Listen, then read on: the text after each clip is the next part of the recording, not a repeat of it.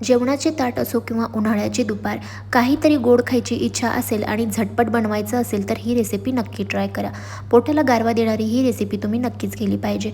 अर्धा लिटर दूध आपल्याला उकळून घ्यायचं आहे. त्यामधलं अर्धा कप दूध आपण साईडला करून घेतलेलं आहे. थंड दुधामध्ये 3 चमचे कस्टर्ड पावडर मिक्स करायचं, गुठळ्या न होऊ देता.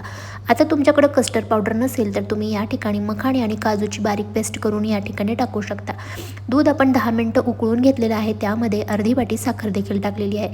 साखरेला देखील पूर्णपणे विरघळून घ्यायचं आणि त्यानंतर यामध्ये अगदी हळूहळू कस्टर्ड पावडर मिक्स करायचं. आता हे कस्टर्ड पावडरचं दूध देखील एक 5 मिनटं आपण छान असं शिजवून घेतल्यानंतर पूर्णपणे थंड करून घ्यायचं. तर आपलं दूध थंड होत आहे तोपर्यंत काही फळं आपण कापून घेऊयात. डाळिंब, चिकू, जी गोड फळं असतील ती तुम्ही यामध्ये टाकायची आहेत. आंबट फळं यामध्ये टाकू नका. ही सगळे बारीक फळं आपण चिरून घेऊयात. यासोबतच थोडेसे ड्रायफ्रूट्स देखील आपण या ठिकाणी कापून घेतलेली आहेत. यासोबत आपण जे सफरचंद टाकत आहोत ते एकदम शेवटी कापायचं, जेणेकरून ती काळं होत नाही आणि खायला देखील मस्त लागतं. आता कापून घेतलेली फळं थंड झालेल्या दुधामध्ये मिक्स करून घेऊयात. एकदम हेल्दी आणि टेस्टी रेसिपी आहे. ती मुलांना तुम्ही नक्की बनवून द्या.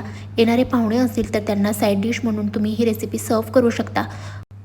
खूप क्रीमी आणि टेस्टी रेसिपी आहे, त्यामुळे तुम्ही ही आठवड्यातून 1 ते 2 वेळेस नक्की बनवा. आता हे बनवलेलं मिश्रण फ्रीजमध्ये ठेवून आणखीन थंड करून घेऊ शकता आणि जेव्हा तुम्हाला खायचं आहे तेव्हा तुम्ही फ्रीजमधून काढून खाऊ शकता. आवडत्या पद्धतीनं याला तुम्ही गार्निश करा आणि सर्व करा. रेसिपी कशी वाटली हे कमेंट्स करून नक्की सांगा आणि आवडली असेल तर एक लाईक आणि शेअर करा. चला भेटू परत, तोपर्यंत बाय.